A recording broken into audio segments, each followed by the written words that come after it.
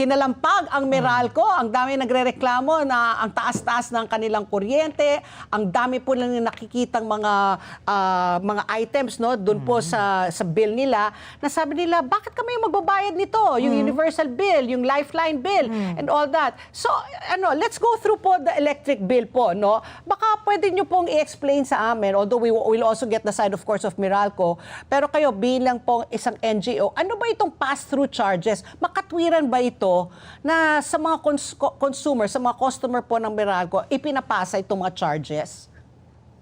Oo. So eto yung mga pass-on charges kasi na yan ay totoo naman na merong legal basis na apruban yan ng Kongreso. Pero it's so unfair that you put all the burden sa consumers. Correct. Without even yung counterpart ni Meralco o ng ating mga energy players. Kung titignan natin, ang isa sa pass-on charges dyan ay yung systems loss.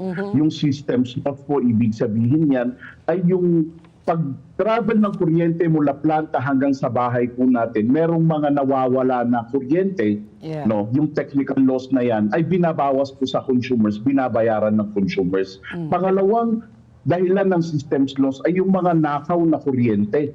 So lahat ang nagbabayad ay si consumer. Bakit po hindi ayusin para walang mga magnanakaw ng kuryente at bakit walang counterpart dito ang company?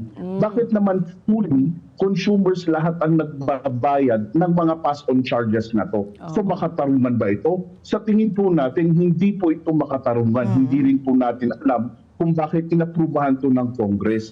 Pati po yung tax po natin, overtax na po ang ating mga consumers. Mula power generation, 12%, generation, 12%, distribution, Meralco, 12%, crudo, 12%, logistics, 12%. So lahat po yung mga taxes na yan, ni isang kumpanya walang nagbabayad, consumers po lahat nagbabayad yan, ma'am.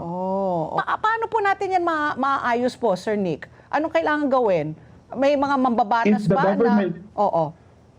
Yes po, tama po. Sa Congress po dapat yan, ay dapat i-amend na po yung ating IPIRA law. Kasi it's badly outdated. The framers of the IPIRA law created it in way back in 2001.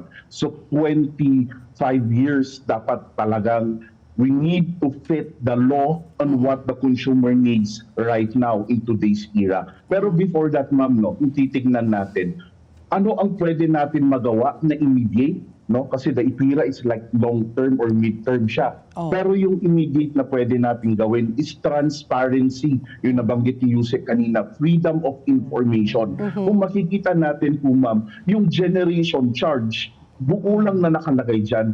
Kailangan po natin ng access kung bakit ganyang kalaki yung generation charge, bakit ganyang kalaki yung transmission charge, at ba't ganyang kalaki yung distribution charge. Kasi po, hindi sinasabi po kasi nila na ganyan kataas ang presyo ng kuryente dahil sa valuation ng peso, dahil sa tinging ng supply, dahil sa fuel cost. All of this, kung mapapansin natin, these are the recyclable script na every summer naririnig po natin.